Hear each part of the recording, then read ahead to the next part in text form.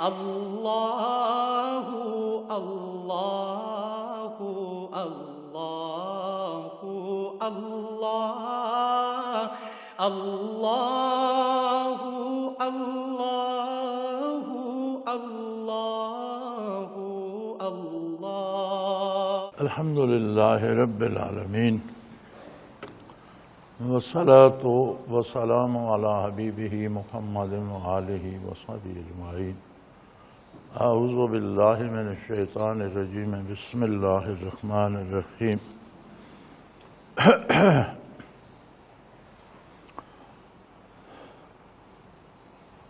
یہ ایک سوال ہے، انسان میں بہت کمزوریاں، کمیاں اور کوتاہیاں ہوتی ہیں۔ ایک وہم سا ہوتا ہے کہ شیخ المکرم شاید ناراض ہیں، اگر خدا نخواستہ ناراض ہیں تو مرید دونوں جہاں میں برباد ہو گیا۔ یہ وہم ہے، اور ذکر بھی دو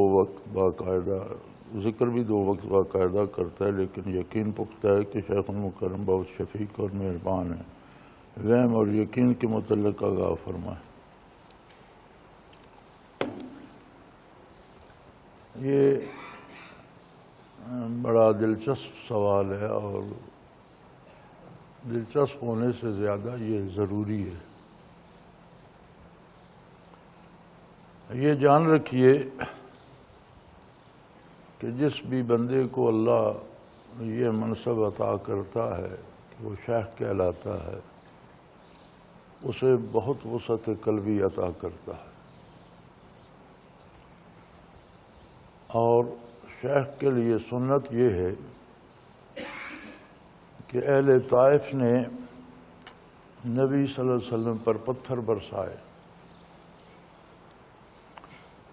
رب جلیل نے ملک الجبال کو، اس فرشتے کو جو پہاڑوں پہ مقرر تھا، حکم دیا کہ میرے نبی کی خدمت میں جاؤ اور عرض کرو کہ انہوں نے پتھر پھینکے ہیں آپ پر، آپ حکم دیں تو ہم یہ پہاڑ اٹھا کر ان پر پھینک دیں۔ تو آپ صلی اللہ علیہ وسلم نے فرشتے کو جواب دینے کی بجائے بارگاہ الوہیت میں دست مبارک اٹھا دیے اور فرمایا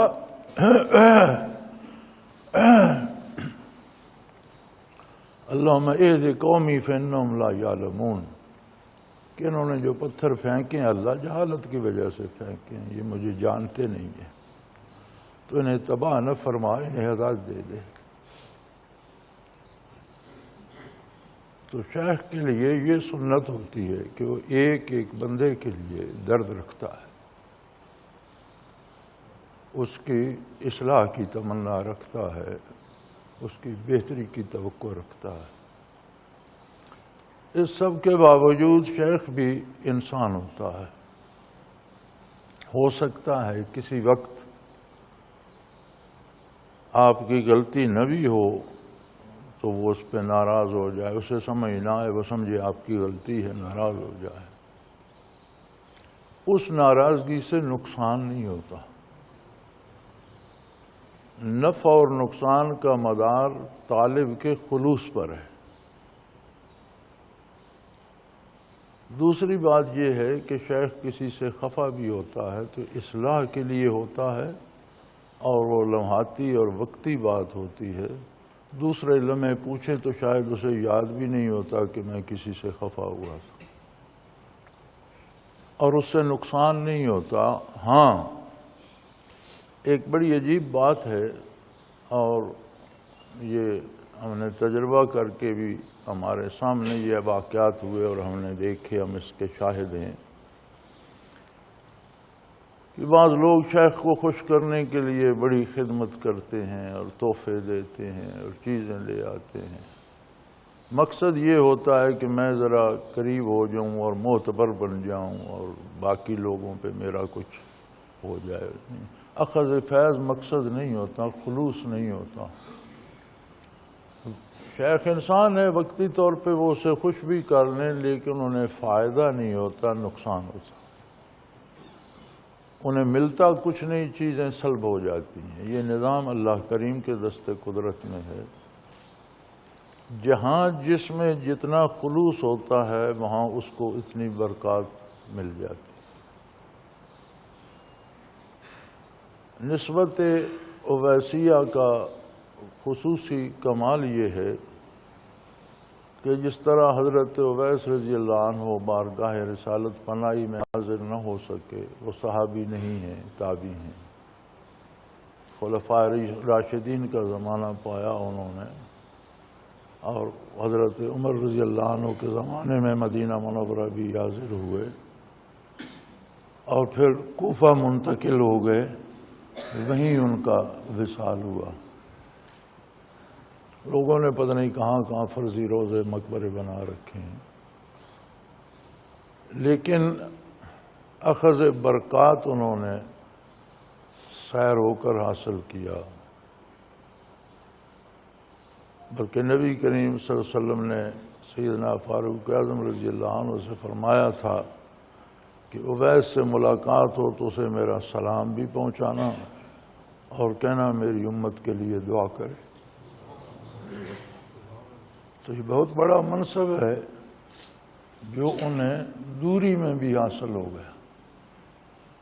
تو اس نسبت کو نسبت اویسیہ اسی لیے کہتے ہیں کہ اب جب رات کا ذکر ہوتا ہے تو اس میں صرف آپ نہیں ہوتے، بین الاقوامی طور پر ہوتا ہے، اور جاپان سے امریکہ تک اور چین سے افریقہ تک لوگ جن کو نصیب ہے وہ اس میں شامل ہوتے ہیں. جہاں جس کا جتنا خلوص ہے اس کو اتنی برکات ملتی. تو یہ بجائے کہ نظر شیخ پہ رکھی جائے، یہ نظر اپنی قلب پہ رکھنی چاہیے. شیخ خوش بھی ہوگا تو اپنی مرضی سے کچھ نہیں دے سکے گا، چونکہ کچھ دینے اور کچھ لینے کے لیے دو شرائط ہیں کہ دینے والے میں اہلیت دینے کی ہو اور لینے والے میں اہلیت قبولیت کی اور لینے کی بھی ہو. اب ایک پروگرام ٹیلی ویژن پہ چل رہا ہے، ایک چینل پہ چل رہا ہے، وہ چینل آپ کے ٹیلی ویژن پہ آتا ہی نہیں، تو پروگرام چلتا رہے، آپ کو اس سے کیا؟ آپ کو تو کچھ نہیں ملے گا. اسی طرح اپنا چینل جو ہے اس کی فریکوینسی درست رکھنی چاہیے.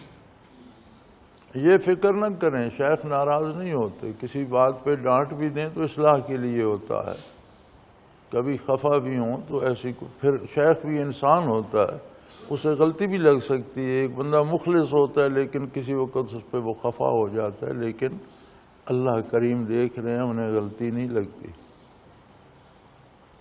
یہ فیض دینا شیخ کے بس میں نہیں ہے، شیخ توجہ کر سکتا ہے، برکات دینا اللہ کے دست قدرت میں.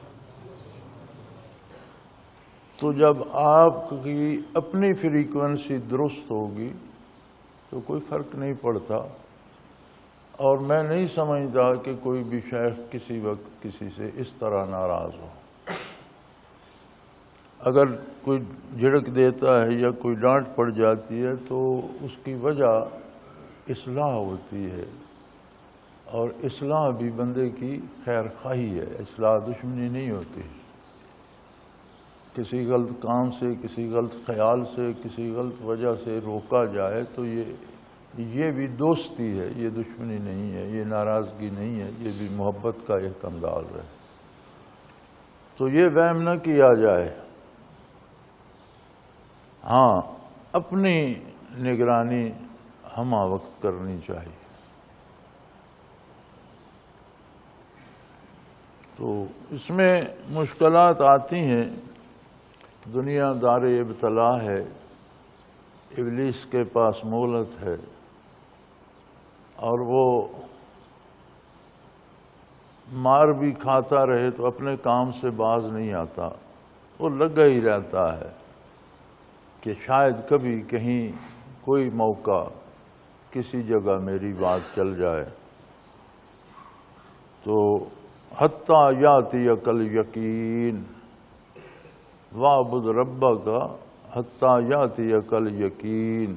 اس وقت تک اللہ کی عبادت کرتے رہو جب تمہیں یقین کامل حاصل ہو جائے، یعنی موت آ جائے، دنیا کی نگاہ بند ہو جائے، آخرت کی نگاہ، ہر چیز یقینی طور پر سامنے آئے۔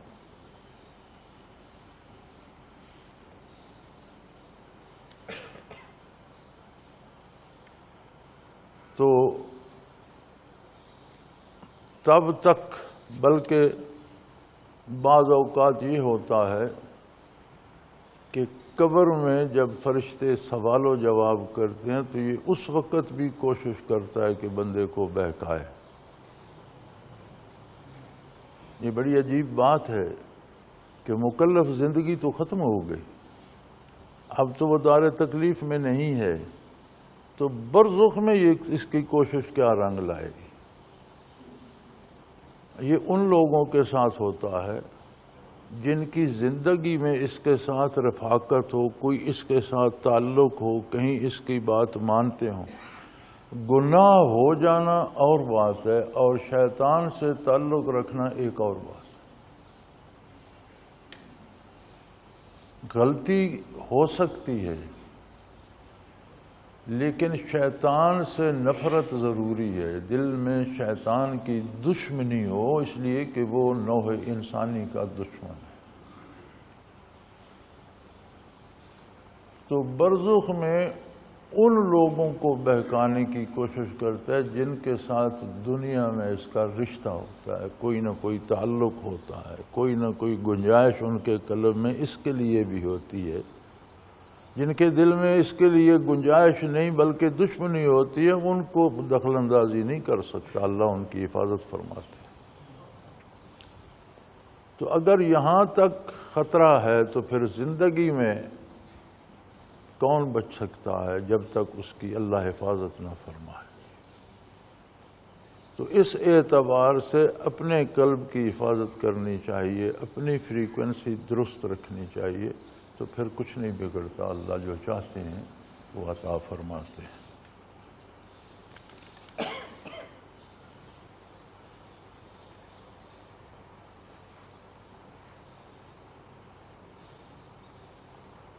یہ سوال وہی ہے جو جس کا جواب ہو گیا کہ آپ فرماتے ہیں موت کے بعد یہ نسبت نہیں ٹوٹتی، کیا موت کے وقت سالک کو آپ کی توجہ ملتی ہے؟ میں عرض کر چکا ہوں نا کہ یہ سالک پر موقوف ہے کہ اس نے اپنے قلب کو کتنا متوجہ کیا شیخ کی طرف، اس کی اور شیخ کے قلب کی فریکوینسی کتنی ملتی ہے، جتنی ملتی ہے اتنی توجہ اسے نصیب رہتی ہے اور ہمہ وقت رہتی ہے۔ اگر وہ فریکوینسی ہمہ وقت ملتی ہے، توجہ ہمہ وقت رہتی ہے، موت کے وقت بھی رہتی ہے، موت کے بعد بھی رہتی ہے، برزخ میں بھی رہتی ہے۔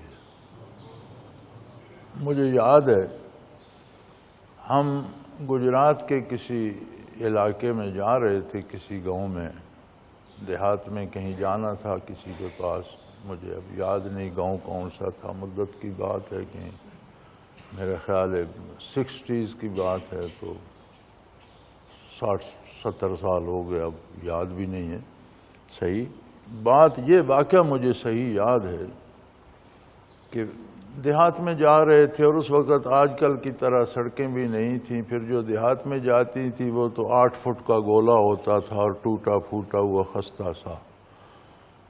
تو ایک جگہ تھوڑے سے ٹیلے سے بلند سی جگہ تھی، مٹی اوپر نیچے تھی، تو اس ایک چھوٹے سے ٹیلے پر ایک کچی قبر تھی۔ وہاں جب پہنچے تو حضرت نے فرمایا ذرا گاڑی روکو۔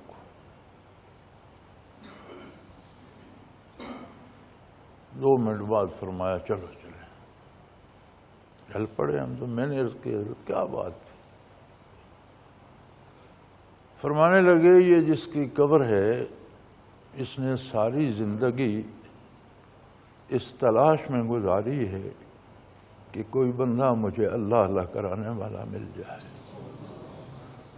اور میں بھی دل روشن کر لوں، اور زندگی بھر سے یہ نعمت ملی نہیں، پتہ نہیں کب کا فوت ہو چکا تھا۔ تو آج قدرت ہمیں ادھر سے لے آئی تو مجھے اس کی بات اللہ نے سمجھا دی، تو میں نے رک کر اسے لطائف کرائے، مراقبات ثلاثہ بھی کرا دی۔ طلب یہ چیز ہے، نہیں پتہ وہ صدی پہلے مرا تھا، 50 سال پہلے فوت ہوا تھا، 20 سال پہلے فوت ہوا، تو قدرت نے ایسا انتظام کیا کہ اس کی جو طلب تھی اس کے مطابق انتظام کر دیا۔ وہیں سے جا کر گاڑی گزری، وہیں حضرت کو سمجھا دیا، القاء کر دیا، حضرت کے دل میں ڈال دیا، انہوں نے گاڑی رکوائی، اسے توجہ دی، لطائف کرائے، مراقبات ثلاثہ کرا دیے، تو پتہ نہیں کب کا فوت ہو چکا تھا، اور میں ساتھ تھا اس واقعہ کا، عینی شاہد ہوں۔ تو وہ جو خلوص دل میں ہوتا ہے اور جو طلب ہوتی ہے وہ ضائع نہیں جاتی، اللہ کریم اسے کبھی ضائع نہیں جانے دیتے، اور یہ برکات بعد الموت بھی ملتی رہتی ہیں اگر توجہ میں، تب اس میں طلب میں جان ہو، جرأت ہو، خلوص ہو، تو بعد از وصال بھی ملتی رہتی ہیں، یہ بھی دیکھا ہے۔ اور دوسرا رخ یہ بھی دیکھا ہے کہ ایک شخص کو میں نے شیخ کے ساتھ دیکھا، ہر وقت ساتھ رہنا، ہمہ وقت، اور بہت سے بلند منازل تھے اس کے۔ میرے سامنے وہ فوت ہوا، میں نے اس کا جنازہ پڑھایا۔ برزخ میں نے دیکھا کہ اس کے بہت اچھے حالات ہیں، اور یہ تک دیکھا گیا کہ قبر میں خیال کیا تو لگتا تھا بیٹھے ہیں آرام سے، بڑا خوبصورت لباس ہے، اور کوئی آ کر ایک جام دے گیا ہے، اور اس جام میں اتنا نور ہے اور اتنا وہ کوئی شیریں ہے، اتنا خوبصورت ہے کہ وہ نور نظر آتا ہے اور اس طرح لگتا ہے جیسے اس سے نور اٹھ رہا ہو، اور جو جیسے دھواں لکیریں بناتا ہے اس طرح کی کیفیت بن رہی ہے، اور مزے سے چسکیاں لے کر ایک ایک گھونٹ پی رہا ہے۔ بات ہوتی ہے تو عالم بالا تک کی بات کرتا ہے۔ اچانک ایک دن دیکھا تو ایک بوسیدہ سے لباس میں جھونپڑی سی میں بیٹھا تھا۔ تمہیں کیا ہوا بھائی؟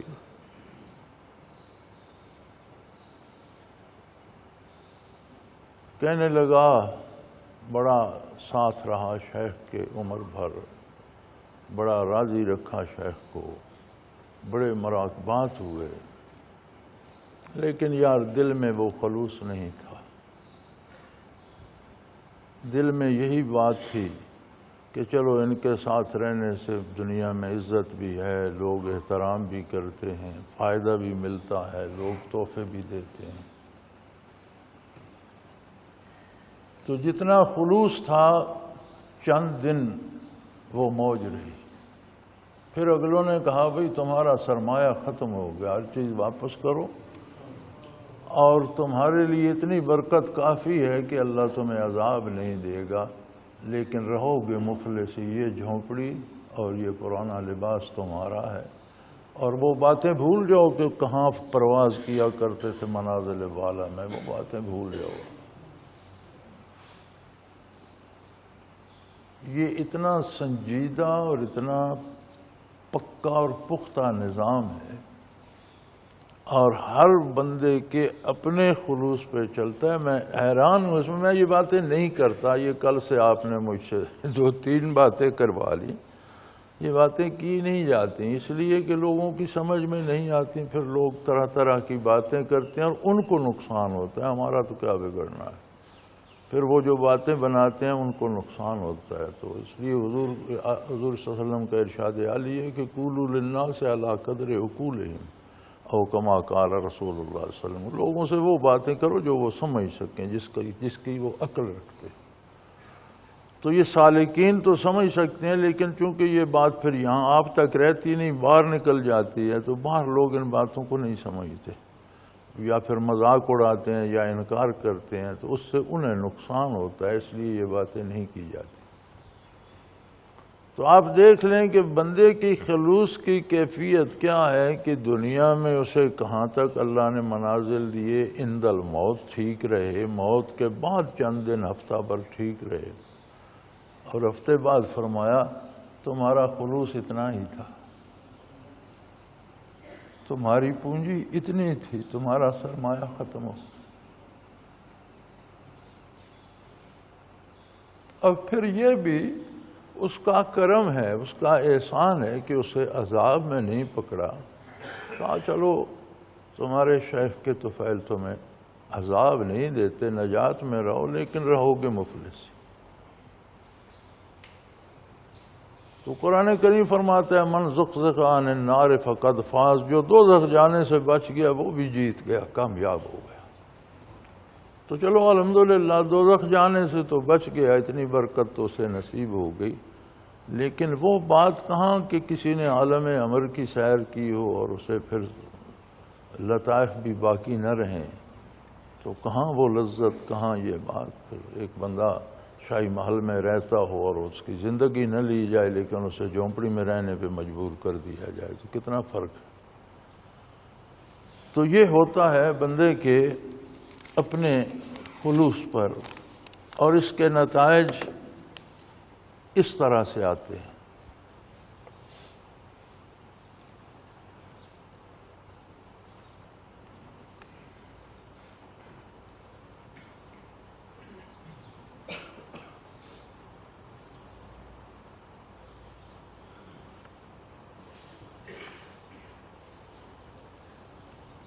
یہ بڑا لمبا لکھا ہوا تو ہے، لیکن اس میں باتیں وہ باقی تو رسمی ہیں۔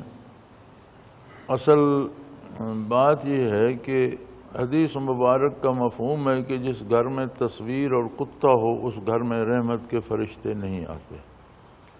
مولانا اشرف علی تھانوی کی کتاب بہشتی زیور میں لکھا ہے کہ کسی بزرگ اور ولی کی تصویر تبرک کے طور پر لگانا جائز نہیں۔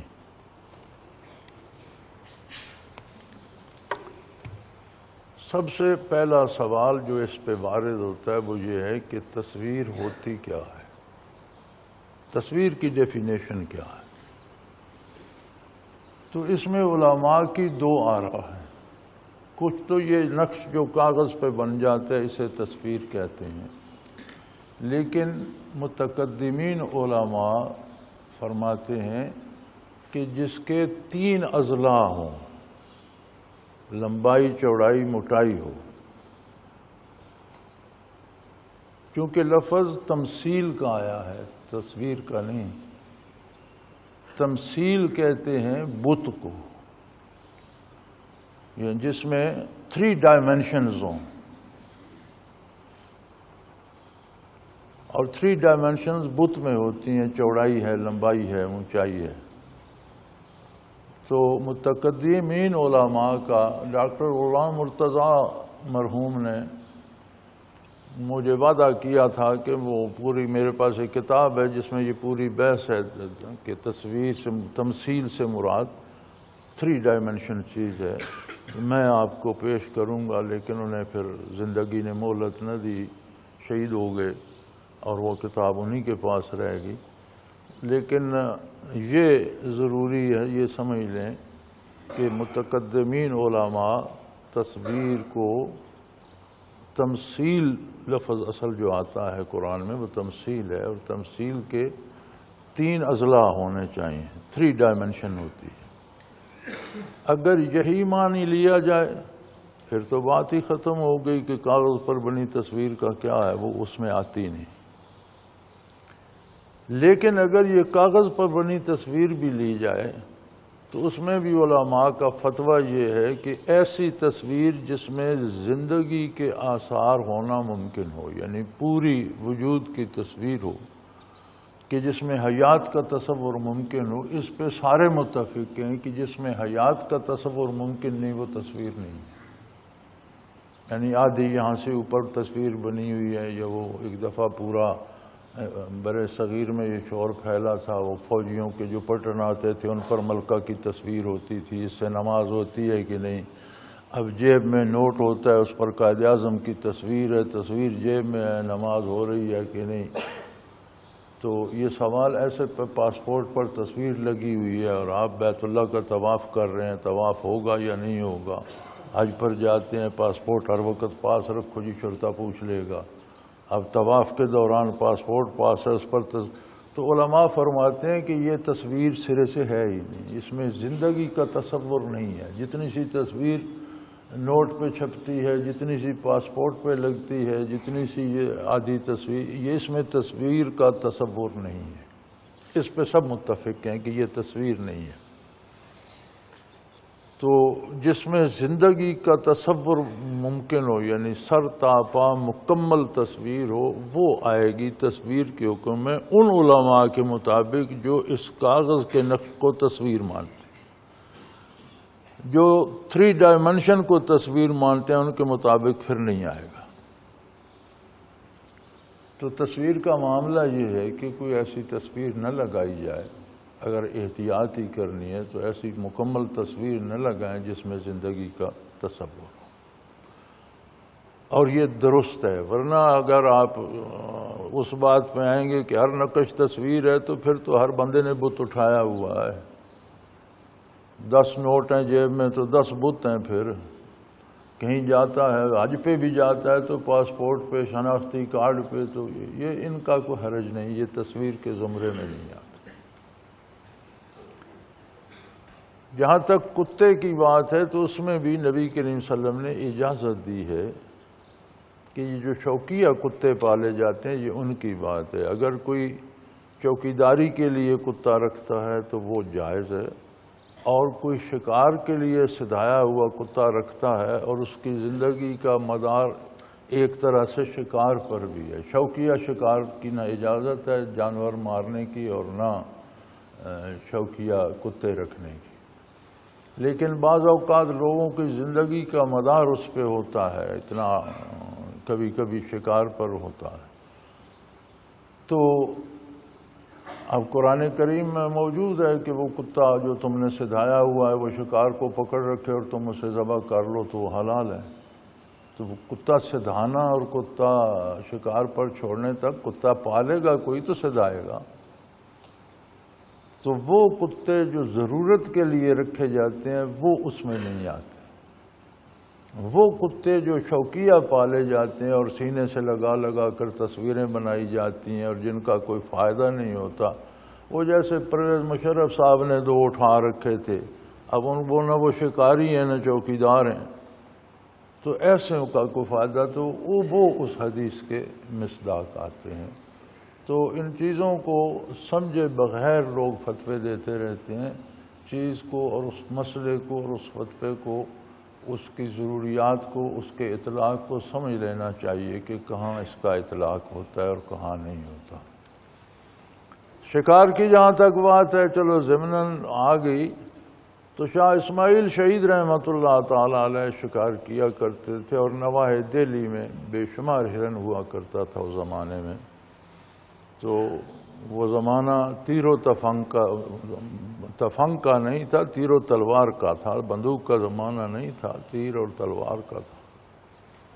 تو کسی نے انہیں کہا کہ مولانا آپ شکار زیادہ کرتے ہیں، تو فرمانے لگے دیکھو،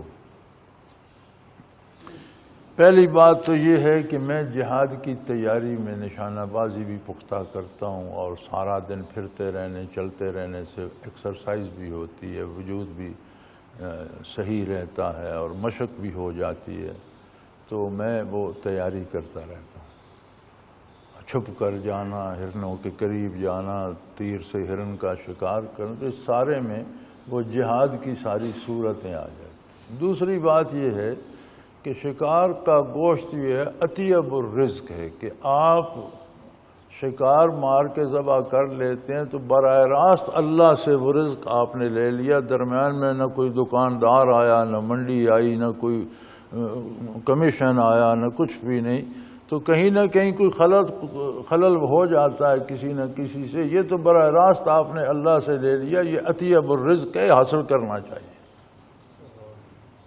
یعنی شوقیہ جانور مارنا درست نہیں ہے۔ میں نے ساری عمر شکار کیا ہے، تو ہم جب ایک جانور شکار کر لیتے تھے تو شکار ختم ہو جاتا تھا، ضروری تو نہیں کہ جانور ختم کا ہمارے پاس فوراً اڑیال پھرتے رہتے تھے، ہم فائر نہیں کرتے تھے، تو ضروری تو نہیں۔ ہاں کبھی یہ بھی ہوتا تھا کہ اب شکاریوں کی ایک ٹیم ہے، ایک میں نے شکار کر لیا، ایک کسی دوسرے ساتھی نے کر لیا، 2 ہو گئے، اور شاز پوری 50-60 سال کے اس عرصے میں جس میں ہم شکار کر، اس میں شاید 2 یا 3 دفعہ 3 جانور مارے گئے ہوں غلطی سے، کہ وہ 5 6 7 ہوتے تھے، کسی نے 1 مار لیا، دوسرے کو نہیں پتا اس نے 1 مار لیا، تیسرے نے، لیکن یہ 3 بھی میرا خیال ہے 3 یا 2 یا 3 یا 4 بار سے زیادہ نہیں مارے گئے۔ غلطی سے بھی مارے جاتے تو 2 مارے جاتے، ورنہ ایک جانور شکار کیا، شکار ختم ہو گیا، پھر آئیں گے پھر دیکھیں گے۔ تو شوقیہ جانوروں کو مارنا نہیں چاہیے، یہ شکار شرعاً جائز نہیں ہے۔ جیسے شکاری آ جاتے ہیں، پھر 100 تیتر مارا، پھر اٹھا کر لے گئے، پھر اس کو رشوت کے طور پر دو، اس کو یہ درست نہیں ہے۔ اپنے کھانے کے لیے 4-5، اب ہماری اپنی جو ہے جنگل ہے ہمارا ذاتی اللہ نے دیا ہوا ہے، اس میں بے پناہ تیتر ہے، مجھے نہیں یاد پڑتا کہ کبھی 5-7 سے زیادہ ہم نے مارے ہوں، اور وہ بھی کبھی کبھی، روز کوئی نہیں، کبھی اب بچے جاتے ہیں تو کہیں 4-5-6-7 10 سے گنتی نیچے رہتی ہے، اور اتنے ہی مارے جاتے ہیں جو ہم خود کھاتے ہیں، ہم کوئی نہیں بنا کر وہ لفافے کسی کو دیتے۔ اور اب کئی سالوں سے پابندی لگا رکھی ہے، بڑے بڑے دوست ناراض ہوئے، مجسٹریٹ جج، سیشن جج، فوجی آفیسر کا، کرنیل سے لے کر جنرل تک، آپ ہمیں شکار کرنے، میں نے کہا نہیں جی، یہ ہماری پناہ میں ہمارے گھر میں رہتے ہیں، انہیں ہم نہیں مارنے دیں۔ آپ نے شکار کرنا ہے تو اللہ کی زمین وسیع ہے، کہیں اور جائیں۔ تو بڑے لوگ ناراض بھی ہوئے، لیکن کوئی بات نہیں، اللہ کی رضامندی کے مقابلے میں لوگوں کی ناراضگی کی حیثیت کیا ہے؟ ناراض ہوتے ہیں تو ہوتے رہیں۔ تو یہ لمٹس ہیں، تصویر کی بھی حدود ہیں، کتے رکھنے کی بھی اور شکار کرنے کی بھی، یہ ساری حدود ہیں۔ ان حدود و قیود سے بندے کو واقف ہونا چاہیے۔ وآخر دعوانا ان الحمد للہ رب العالمین۔ الحمد للہ رب العالمین، والصلاة والسلام علی حبیبہ محمد وآلہ وصحبہ۔ اللہم ربنا لا تقتلنا بغضبک ولا تہلکنا بعذابک واعف عنا قبل ذلک۔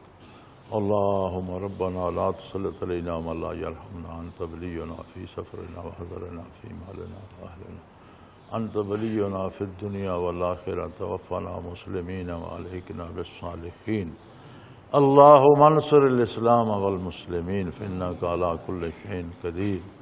اللہم ربنا لا تؤاخذنا ان نسینا واخطأنا، ربنا ولا تحمل علینا اصرا کما حملتہ علی الذین من قبلنا، ربنا ولا تحملنا ما لا طاقت لنا به، واعف عنا واغفر لنا وارحمنا، انت مولانا فانصرنا علی القوم الکافرین۔ وصلی اللہ تعالی علی حبیبہ محمد وآلہ وسلم برحمتک یا اللہ اللہ اللہ اللہ اللہ اللہ اللہ اللہ۔ حضرت امیر محمد اکرم آبان مد ظلہ العالی دارالعرفان منارہ ضلع چکوال میں سالہ سال سے قرآن و حدیث کے اوپر خطابات کر رہے ہیں اور سلسلہ نقشبندیہ اویسیہ کے مطابق لوگوں کو ذکر الہی کی تربیت دے رہے ہیں۔ وہ قرآن پاک کی تفسیر ترتیب وار بیان کر رہے ہیں۔ تفسیر قرآن کو وہ موجودہ ملکی اور بین الاقوامی حالات کے مطابق بیان کرتے ہیں۔ موٹر وے سے کلر کہار کے انٹرچینج سے نکلتے ہوئے، کلر کہار کی جھیل سے ہوتے ہوئے، میانی، بوچھال اور نورپور سے گزرتے ہوئے دارالعرفان منارہ پہنچ سکتے ہیں۔ حضرت امیر محمد اکرم آوان نے بچیوں اور بچوں کی دینی اور دنیاوی تعلیم کے لیے سقارہ اکیڈمی کے نام سے ایک درسگاہ بھی قائم کی ہے، جس کا افتتاح ملک پاکستان کے صدر جنرل محمد ضیاء الحق نے اپنے دست مبارک سے کیا تھا۔ वो तमाम अहबाब जो इस्लाम की तलब रखते हैं उनसे गुजारिश है कि दारुल इरफान मिनारा ज़िला चकवाल में अमीर मोहम्मद अकरम आवान साहब के खिताबात से मुस्तफ़ीद हों। वो हर जुमे को नमाज से पहले बयान फरमाते हैं। हर माह की पहली इतवार को माहाना इज्तिमा होता है जिसमें आप खुसूसी खिताब फरमाते हैं और पाकिस्तान के चारों सूबों से अहबाब इस इज्तिमा में शिरकत करते हैं। इसके अलावा यहाँ साल में 2 मरकजी इज्तिमात भी होते हैं, एक रमज़ानुल मुबारक में एतिकाफ का इज्तिमा और दूसरा जुलाई और अगस्त में 40 दिन का इज्तिमा होता है जिसमें रूहानी तरबियत की जाती है। अपना खून सीमाब देकर इतना हम कर जाएंगे, नाम आका का चमन में फिर रकम कर जाएंगे।